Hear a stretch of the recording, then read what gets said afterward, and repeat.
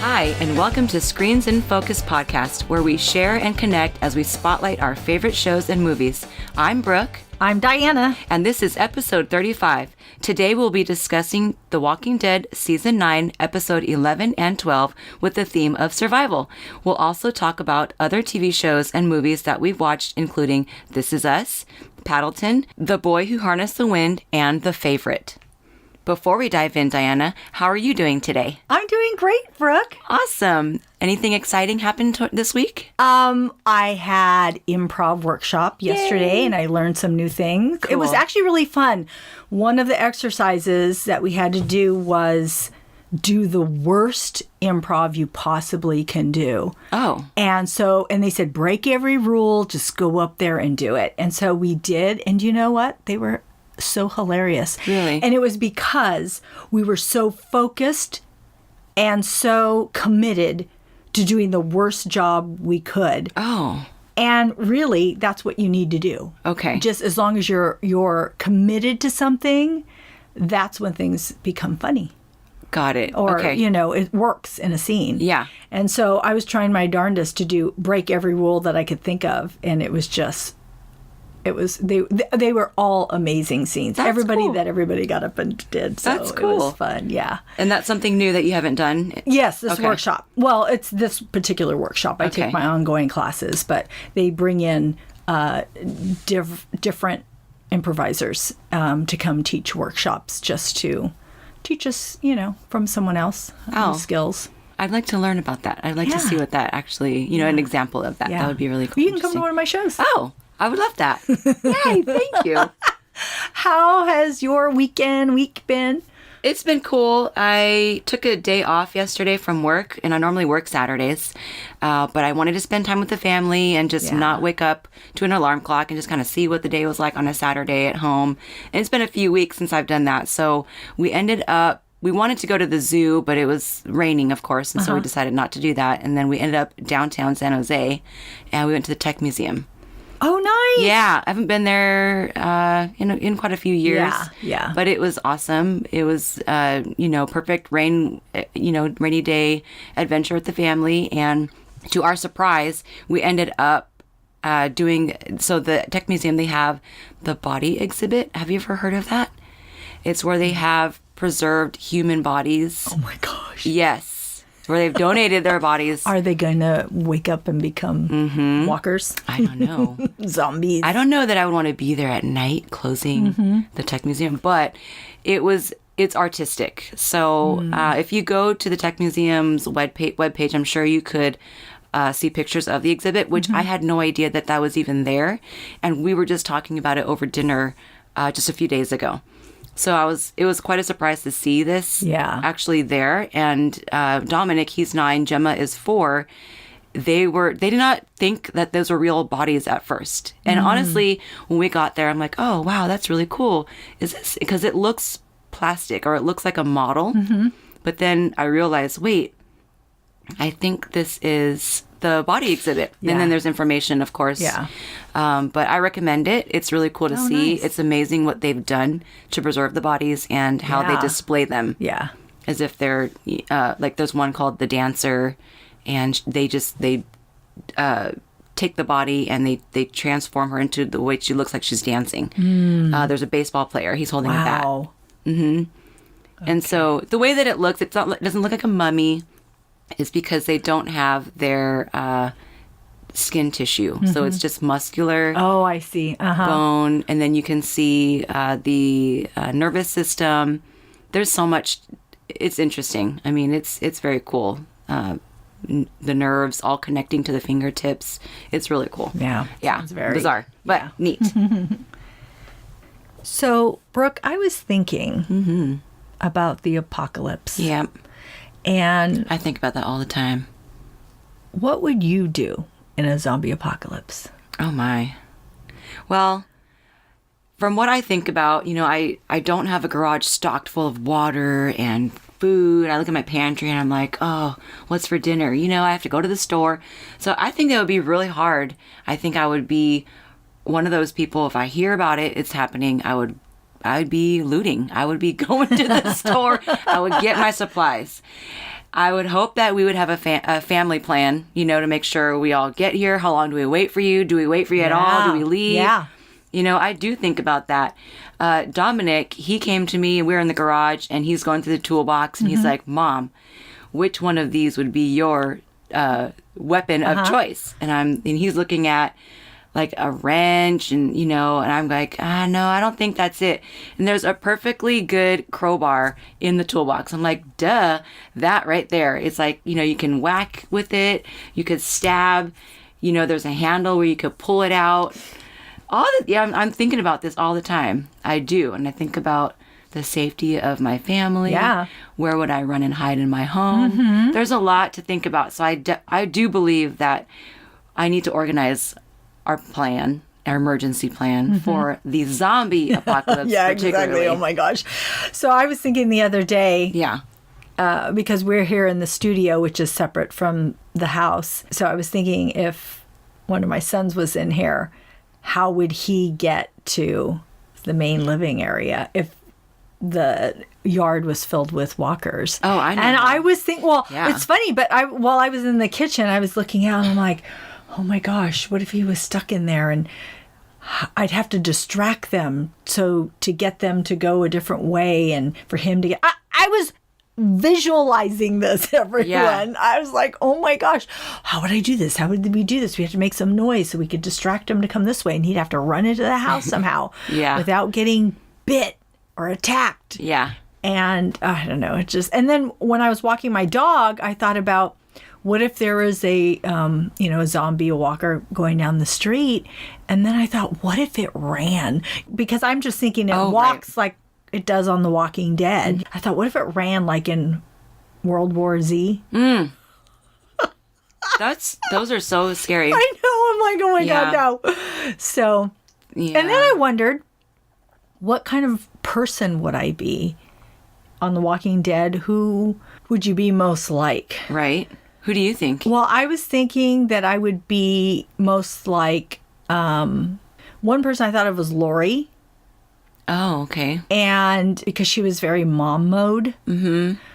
And there was one other person I was thinking, I wish I would be like Michonne or Carol, but I don't know that I would do it. I mean, I don't know if I could be that skillful and brave.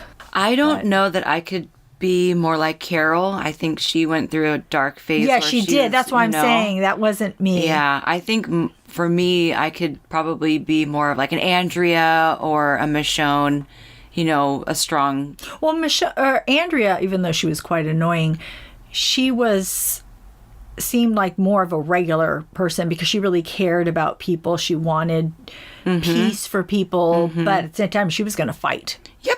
Yep. She was strong. Yeah. I think her last season for me was, I felt like I really got to know her, and she really grew as a character on the show. And I did like her. Like you said, she was, she had her, bad reviews, but I still liked her for her strength and her honor and the relationship that she had with Michonne. But I would like to be like Michonne myself, Yeah, exactly. I think that we're going to have to go and get ourselves katanas, Yes, so we will. just have those hanging over the mantle just in time. Yes, I think we should too. So listeners, what would you do in a zombie apocalypse? How would you survive? Let us know what you would do. Go to our webpage listed in our show notes where you could find our YouTube channel and leave a comment on what you would do in the zombie apocalypse. We want to know. And now for our recaps. In Season 9, Episode 11, Bounty, Alpha and Daryl negotiate to exchange Luke and Alden for Lydia. Daryl did not want to give up Lydia at first until he noticed that one of the Whisperers was holding a crying baby and then realized how dangerous the situation is. Connie was hiding in the cornfield and bravely rescues the crying baby from a herd of walkers. Thankfully, she made it out of the field and safely into Hilltop walls. Enid brings Lydia and Henry back to Hilltop so that Lydia can go back to her people and Luke and Alden are returned safely to their people. Meanwhile, at the kingdom, Carol and Ezekiel go on an elk hunting mission before the walkers get the elk first. They bring back a projector bulb from Ezekiel's secret mission he tried to hide from Carol. Carol and Ezekiel look forward to seeing their son Henry, and they have no idea about the whisperers or that Jesus is dead. Now that Henry is missing, what will Carol do once she finds out? Season 9, Episode 12, Guardians. In this episode, both Michonne and Alpha's leadership is tested. Henry trails Lydia and the Whisperers, only to be found by Beta, Alpha's right-hand man. Lydia is ordered to kill Henry to prove her loyalty, but not right before Daryl and Connie are able to rescue them. At Alexandria, we get to see Negan plead his case to helping out Michonne and serving a purpose, but she rejects his offer. At the kingdom, they are preparing for the fair to promote trade and community, but something is brewing, and we will get a look at it in tonight's episode number 13. Okay, so now we are going to discuss our theme of survival. Brooke, where did you see survival in these episodes? Yes, so I saw survival in The Whisperers. When Lydia was returned to her mom, Alpha just seems so much more scarier than I could have imagined. I mean, that lady she's so scary. I don't understand how she could let a poor innocent baby just become eaten by walkers. That's so cruel. Alpha is so intense and has high authority over her people. She actually referred to her people as animals. And when Daryl heard the baby crying or fussing in that lady's arms, he says to Alpha, "You brought a baby out here?" And Alpha replied to him, "We're animals. Animals live out here. Animals have babies. So we have babies out here." Oh my gosh. I was so cringe. I just couldn't believe it. Like, what? You're so good. I love your Alpha impression. She gets to me, though. Yeah. You know, I love that character, and I like the antagonist characters. She is by far my most favorite in The Walking Dead. She just gives me goosebumps every time. Like, her face, you know, even with her mask, just her personality. I don't like the relationship that she has with her daughter.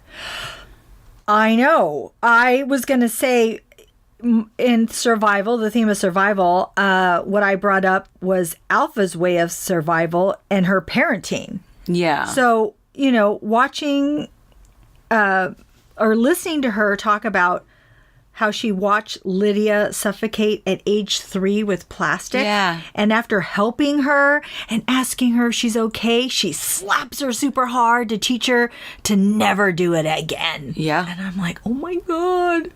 Can you imagine 3 years old? No. And just letting it happen, you know, like, yes. you know, like my initial reaction as a parent would be like, oh my God. You know, I go take it running off. over there. Yes. Yeah, like a crazy lady. And then for her to just be so just subdue and just, oh, you're going to learn your lesson, if that was what she was trying to do. Yes, that's exactly what she was trying to do. Yeah, I don't know. But I just don't understand. Like, the baby, first of all, you know, the baby could have been left at the community. Because since, you know, they show that they even have a community, like, why did they bring the baby to Hilltop? I don't understand. That's survival technique. Why? Why did this lady have to go? You know, because they're animals. Because they animals, okay? Yeah. And how they were just going to leave the baby, you know, she just turned around, give her that look. It's like, okay, this is how it is. Deal with that. You know? Do something about it. But I was like on edge. My palms were sweating. Yeah. I'm like, don't do it. Don't do it. I'm holding David, you know, he's 8 months now. I know, I was shocked. It was like, oh my God, I can't believe this is happening. And, you know, you see Luke and Alden kind of freaking out. Like, they're all handcuffed and or tied behind, not handcuffed because there's no handcuffs in apocalypse, but rope tied Animals around don't them. have handcuffs. Yeah, and he signs to Connie. Yeah. I love that. I was like, oh, cool. He's signing. And she, Yeah. you know, she goes for it. She's, you know, they're communicating. He sees her out there. It's random, but okay, he saw her. Yeah. And then she goes and saves that baby. That was so, I love that. Yeah. in the cornfields or wherever she's at. And she's doing it, and she can't hear. I so know. Can you imagine? Because you can't hear the walkers. I mean, everyone else can hear the walkers because of their growling noise that they make or whatever. So she has to go off of like a sense or sonar or something. And even sight, which you can't always see them. Right. So and then Daryl and everybody comes, and I was so glad to see that Grace Under Fire has adopted the baby. The lady from Grace Under Fire. Oh, yeah. Yeah. She did. But, did she adopt it? Oh, that's right. She had the baby. Yes. Brett Butler. Yes. I knew who you were talking about. Brett Butler. Okay. For some reason, my mind went to that she was on Fear the Walking Dead. Don't ask me why. Oh, okay. But, yeah. Yeah. So I was like, where'd the baby go? And then at the end, they're like, so, because their son died last season. And so now they have a new chance at, being parents. And exactly. Oh, that was so sweet. I'm just glad that baby didn't get eaten. I know. I was like, don't do this to me. Don't do it. It's crazy. So where else did you see the theme of survival? Ooh, I also saw survival in the kingdom when Ezekiel had that secret mission that he was trying to hide from Carol when they went to go get that projector light bulb from the theater. And when she finds out about the mission, she supports her king and his decisions. She was very concerned about what was happening on that mission, what they were trying to get and achieve. But once Carol and Ezekiel talked about the document that they have that's called Multi-Community Charter of Rights, and that was given to them by Tara and Jesus, and it appears to have a legislation that will join Kingdom, Hilltop, Alexandria, and Oceanside. And being that the survivors are actually getting to the point in life where they can truly rebuild a world that they once had is a considerable example of how these particular groups have built an alternative existence, which I just love that they're moving forward. Yeah. So I'm excited to see what will happen at the trade fair if they're going to, if they get that if far. they get that, I don't know. I'm just wondering, is this going to be an ambush? Like, what's going to happen with Whispers? Are they going to, because they're loading up their cargo as we speak. I want to bring up, I'm not sure what's happening, but you know how they go in the flashback and Tara tells them that, about Maggie and Michonne. I'm just and that's why Tara tells Ezekiel to hold on to the charter. I'm just really curious what's going to come from all of that. Like, I can't wait to know what happened. Something definitely did. It appears that Tara gave supplies or something that Alexandria had to either Maggie or somebody else. And I don't think Michonne was happy about it because Michonne is right now about building her own community up and taking care of themselves. Right. Which is so interesting to me. I'm like, really? Okay. I'll be so interested to know it. And I'm sure it has to do still with the X's on Daryl and Michonne's back. I can't wait to find out because there's been 6 years. Right. And we don't know so much that has happened in this 6 years. Yeah. So. And even Henry, he brought that up, because he told Daryl, I saw those scars on your back. Yeah. And he said something. He said, I want to know what you did to help things back when that happened. Or, I know what you did to help. And Daryl's like, you don't know nothing, you don't know half the stuff. So I'm wondering, like you said, I think that's all like that inner circle of what happened. So as part of their survival to, like you said, Michonne, she's trying to keep Alexandria on their feet. And then what did that have to do with everybody else? What is, how did they get divided? I can't wait for that. Yeah. It's getting me. So it leads me to my other point about on survival, and it's that Michonne is in survival mode, protecting Alexandria with her veto. Basically, however the council decides to vote, Michonne has the power to make the ultimate decision and veto the council since she is head of security. And the council is not happy and ask, what does this say about Alexandria if it survives, but they let the kingdom fall? And Michonne replies, "It means Alexandria survives." She is trying to protect Alexandrians and her family. But after talking with Negan, she rethinks her decision and talks with Aaron and will not veto the council if they vote to go to the fair. And then she also finds out Judith is talking to Negan. And Judith explains that she feels sorry for him and that he has changed.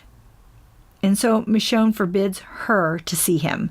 And Judith tells Michonne that she was able to change. Aww. So why can't Negan? Yeah. Which is all very interesting. That wise little girl. It is interesting. And even Negan himself told Michonne that he changed. Yeah.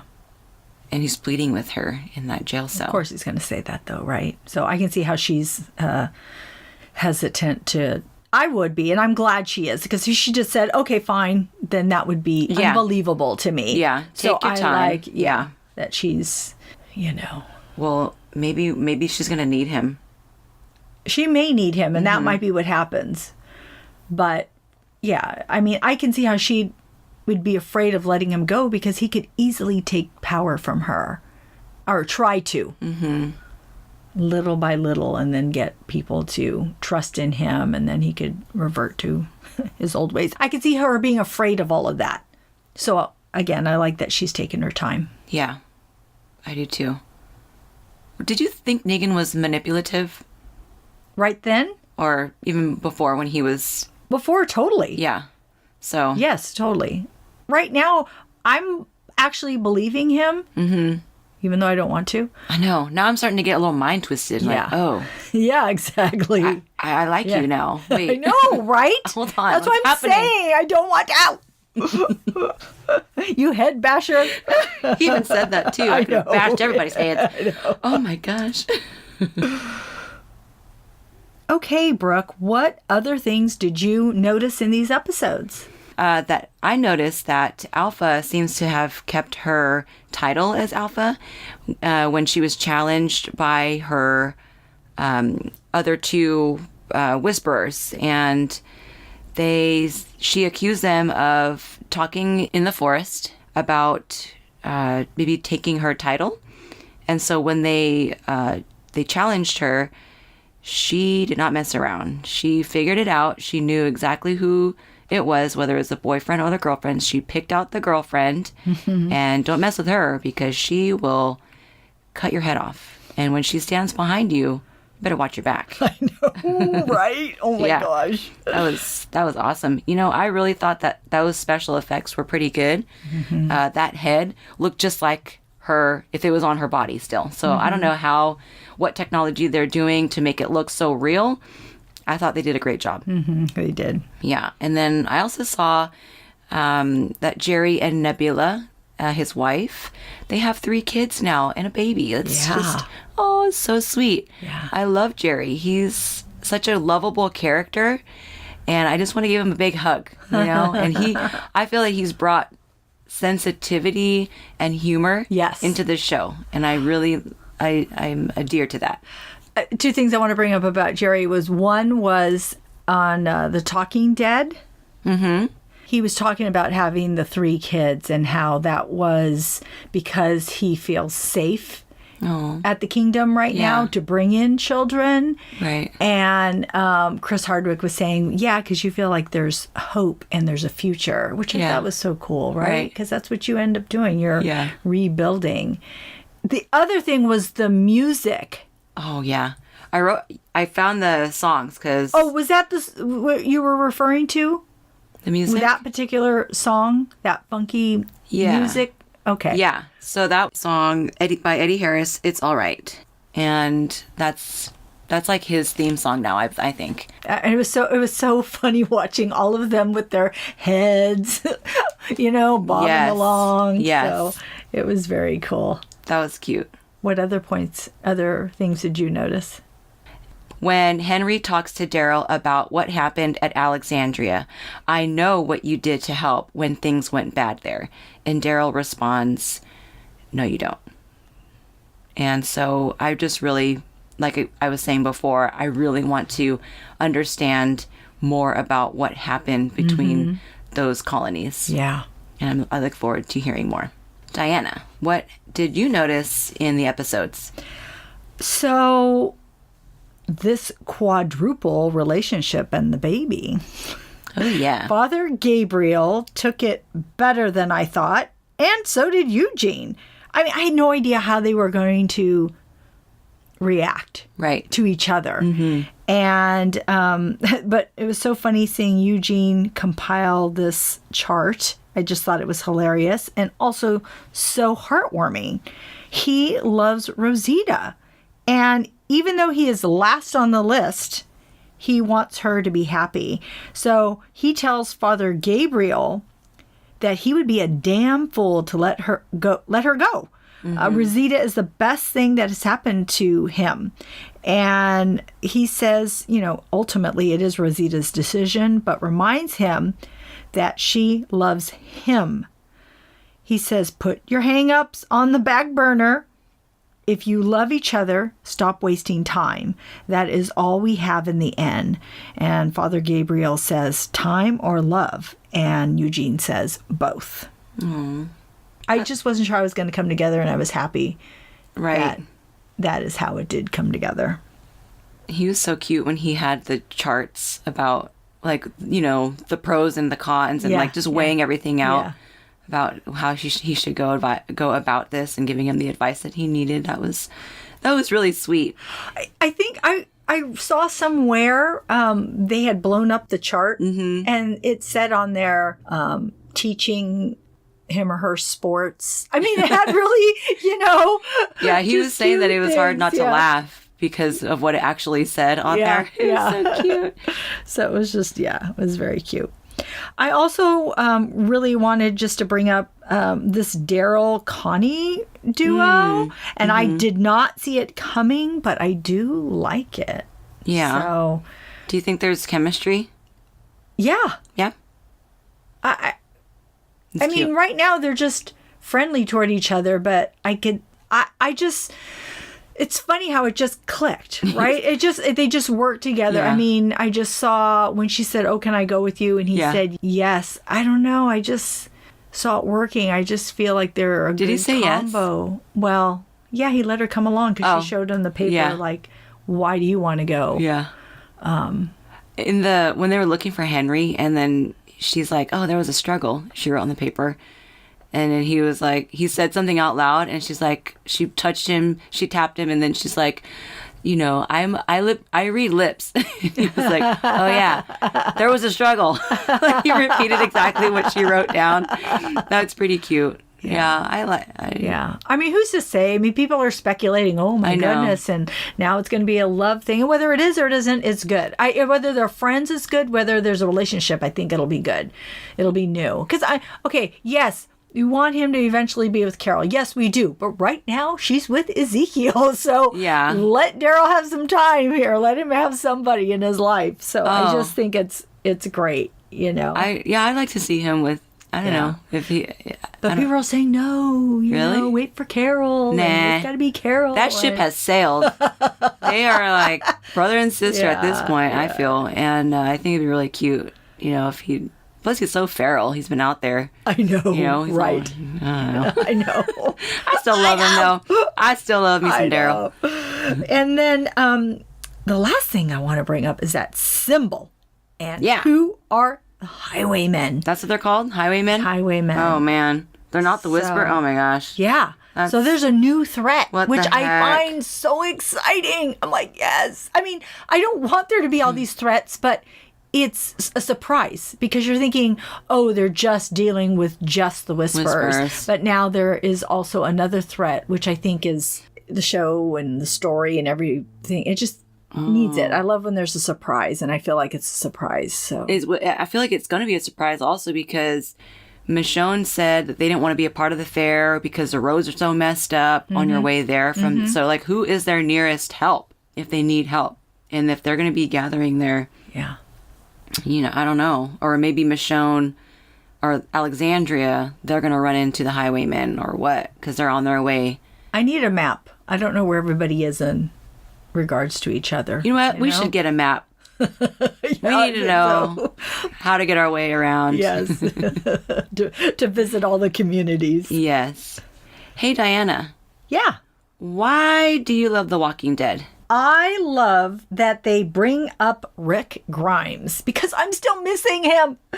Negan brings him up and Michonne brings him up. And, I love how we grow with the characters and that its gruesomeness still makes me cringe. Like in the popcorn machine when the walker was trying to get through. Ooh, yeah. And its head got torn I know. off. It was like, oh my God. And then when Beta was skinning that walker's head off. Yeah. So, I really like Beta. I think he's a cool addition to the Whisperers community. Yeah. Yeah, I actually didn't see him. I didn't know that he was going to be in the show until this last episode. Mm-hmm. And they introduced him, and I was like, oh, Opie? I know. Opie survived the zombie apocalypse! Yeah. It's so cool to see him and his strong character, and that she has a right-hand man or right-hand whisperer. Right. Right. It's pretty cool. So, Brooke? Yes. Why do you love The Walking Dead? Well, I love that there is a new threat, and the Whisperers are not evolved talking walkers, as some people thought they were in the beginning. They are actual people, and they are creepy. I love that the Whisperers have studied the walkers enough to know how to live amongst them, which makes them even more scary and wild. The Walking Dead team never disappoints when it comes to keeping the thrill.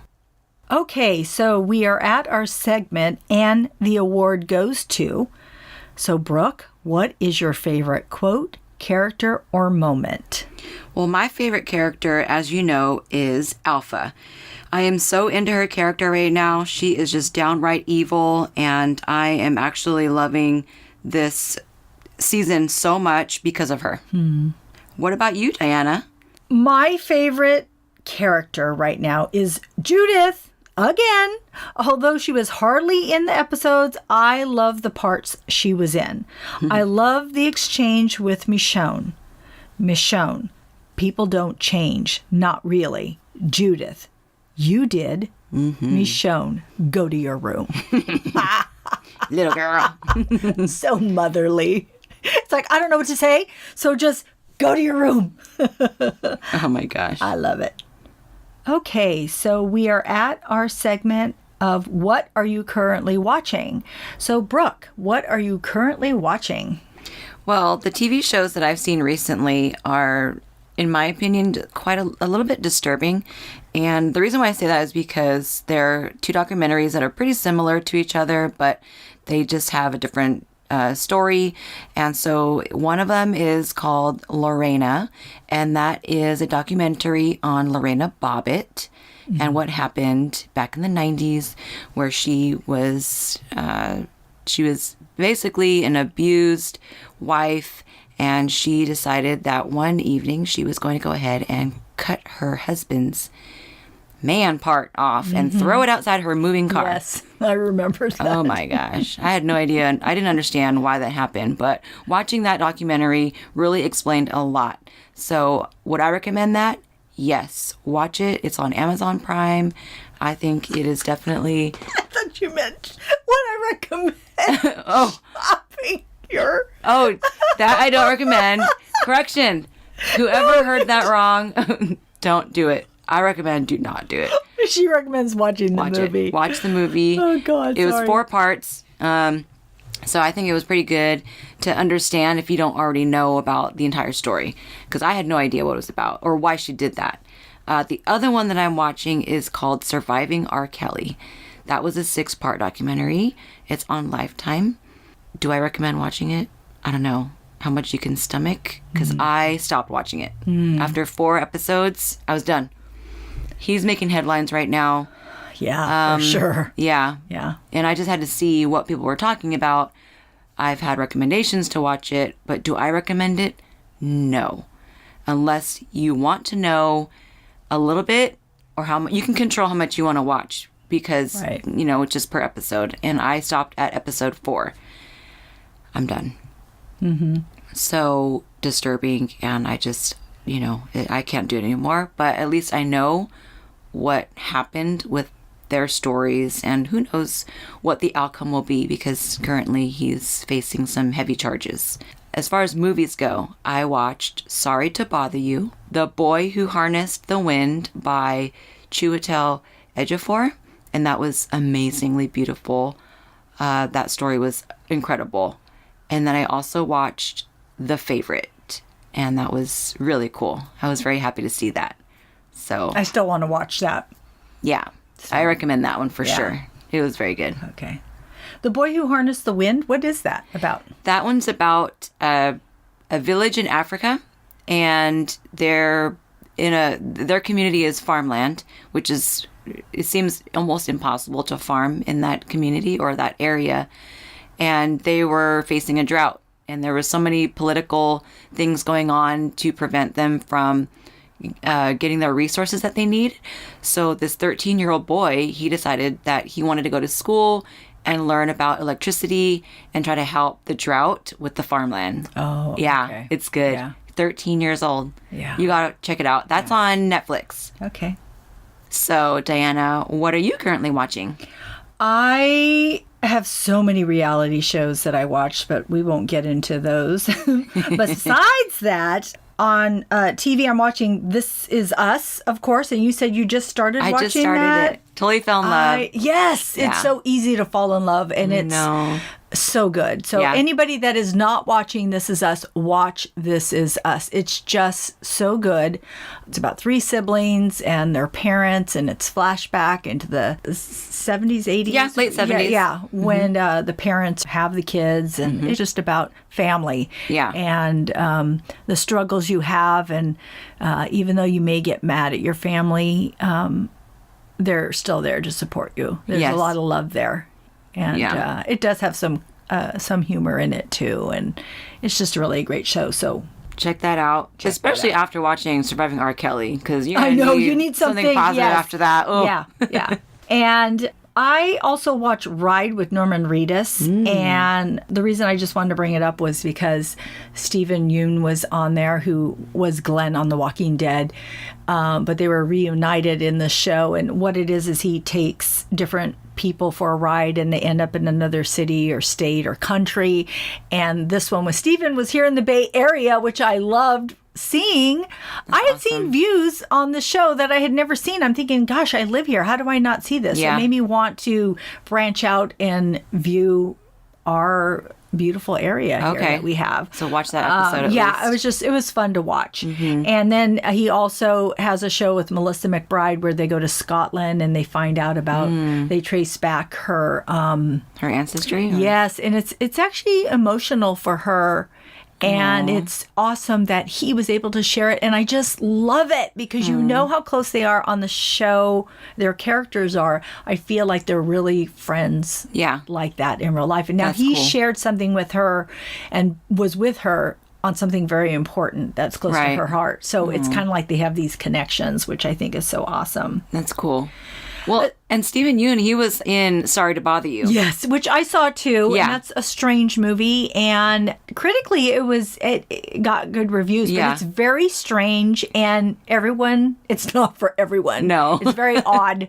Yeah. And some parts are very clever. The beginning was very clever, but then it started to get a little more outrageous for me. And I'm like, okay. Yeah. What's nice is that they're trying to bring the director, writer is trying to bring his thoughts, his political, I guess, thoughts, but it's kind of not taking itself too seriously either. Right. It kind of reminded me, even though it's got a little bit different tone and context, it reminded me of Idiocracy. I haven't seen that. Oh. Yeah. Yeah. I recommend that one, y'all. That one's really, talk about politics and just kind of with the times now. But if you were to see Idiocracy and then you could relate that to Sorry to Bother You, you can see the similarities in that. I also saw Paddleton. Okay. It's on Netflix. It's a comedy drama about 2 middle-aged neighbor friends. Mark, played by Mark Duplass is diagnosed with cancer and asks his friend Andy, played by Ray Romano, to help him end his life. It is funny, moving film, and it made me cry. Their relationship is so endearing and real. You feel like you're peeking in on two friends just going about their lives, and they share their love of pizza, kung fu movies, and Paddleton, a game they made up. It's a really touching story about friendship, and I love and I recommend watching it. I also saw Period, End of Sentence. This is an Oscar-winning Netflix documentary short. Oh, yeah. On menstruation and how it limits women's education and prosperity in India. It was interesting and eye-opening to learn about the stigmatism that exists in other countries.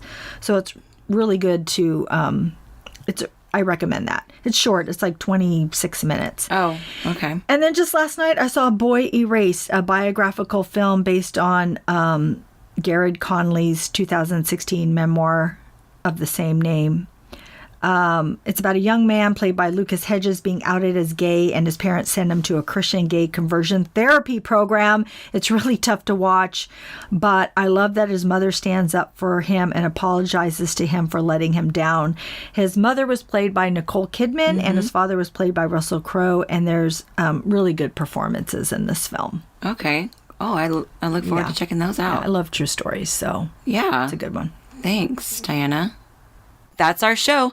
Thanks for tuning in. We are grateful you tuned in, and we hope something we said today resonated with you and gave you a chuckle, some happiness, some positivity, or inspiration. Please subscribe to our podcast and tell a friend. We would love more members of our TV club. Rate, review the podcast on iTunes and Stitcher. We need your feedback. Let us know what you would do in the zombie apocalypse. We'll be uploading a new episode Tuesday, March 26th.